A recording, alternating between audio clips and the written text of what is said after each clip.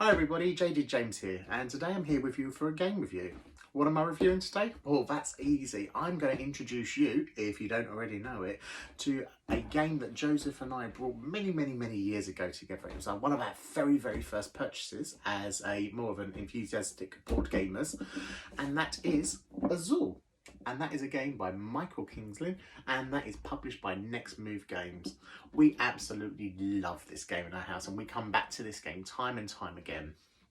We're very competitive when we play this. So Azul plays 2 to 4 players. It is for aged 8+ and plays in a time of 30 to 45 minutes.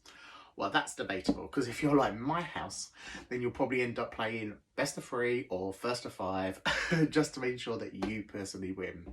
So Azul, what is it and what is it about?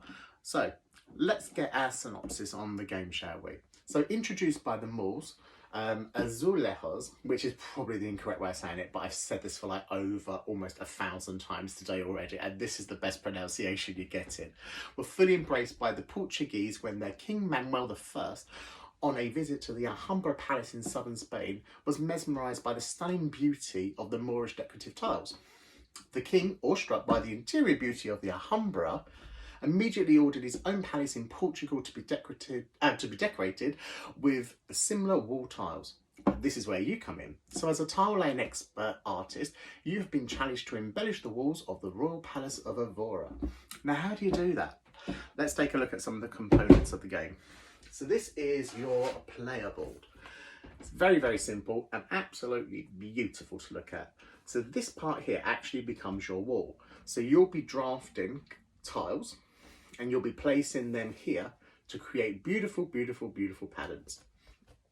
This is your scoring tracker up the top, and this is going to keep an eye on your scoring as you go through the game until the end win condition is met.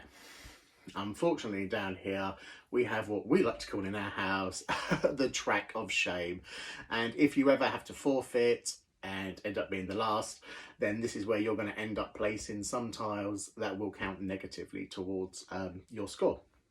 So I keep talking about these tiles. Let's have a look at them, because this is one of the best parts about this game. This is what we love first.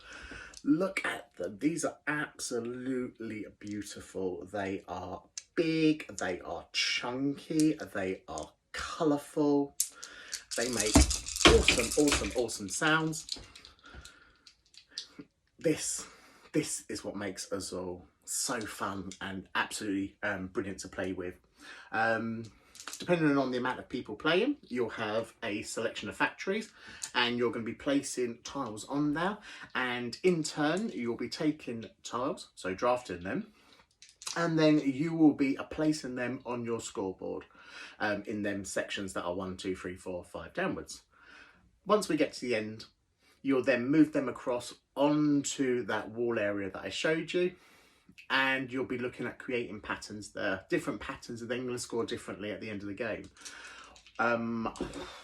Once you get to the end, that will be signalled when the first person makes a horizontal line. Once that's happened, that's the end game triggered. The game stops immediately. There's no more once around the board. That is it.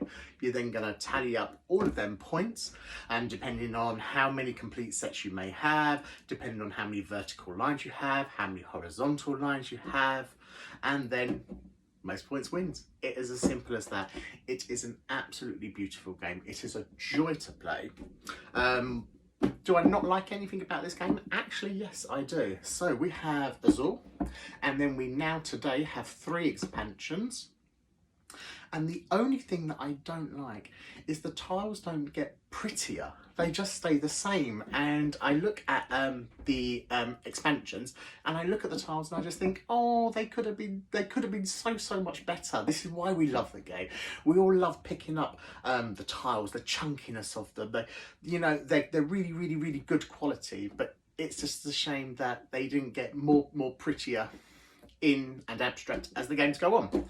So there you go, guys. That is your product review for Azul. You can see that I love it. You can tell in my face. It is a favourite in our house.